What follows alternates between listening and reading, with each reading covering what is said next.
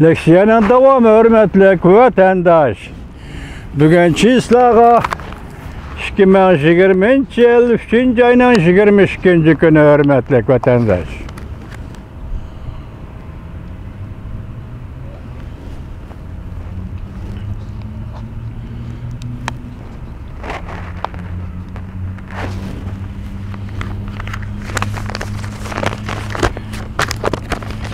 Öndeki mavzamında vatandaşı.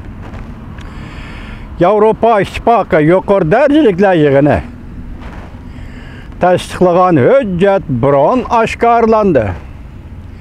Belki Avrupa İttifakı bilen Cumhur'un münasebetindeki hal kılgıç payet buluşu mümkün. Mavzulu haber 3. ayının 22. günü Duvit orbiti ilan kılındı. Haber bundak başlandı. Ben başta dedim koy Avrupa'da bir ciddi iş var dep. Mavzun yani bir okuyutu anlamcı mı? Avrupa İttifakı yukarı derecelikler yığını tasdiqlagan hüccet burulla aşkarlandı. Belki Avrupa İttifakı ile Cumhur'un münasebetindeki hal kılgıç payet buluşu mümkün. Mavzulu haber 3. ayının 22. günü Duvit orbitide ilan kılındı. Haber bundak başlandı. Rusya ve Ukrayna harbiy to'qinishi davomlashayotgan bir paytda Amerika matbuotlari 3. ayning 22. kuni mundaq oshkorildi. Avrupa İttifakı yuqori darajaliklar yig'ini arifasida Amerika Qo'shma Shtatlari Avrupa İttifakı maydonni izchillashtirib, moslashtirib, Prezident Joe Biden Avrupa İttifakını moslashtirib, Cumhur'a agahlandırış berip, Rusya Prezidenti Vladimir Putin'e yardım verme dedi. Amerika'da Bilim Borg Agentliği 3. ayının 22. günü mundaq ko'rsatdi.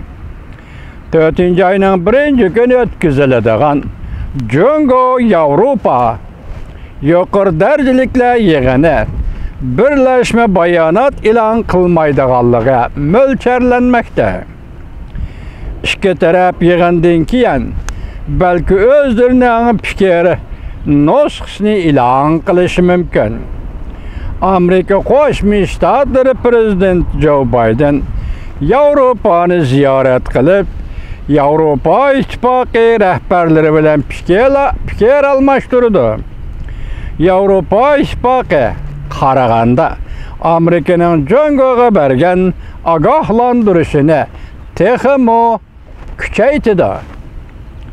Yani Amerika ve Avrupa Rusya'ya qaratgan embargo qilish, zarbi berish siyasetini ajizlashtirdigan yoki Moskvaga harbiy ishlar bo'yicha yordam beradigan, qo'llaydigan bo'lsa, Cumhur intayin qattiq oqibatga duchor bo'ladi.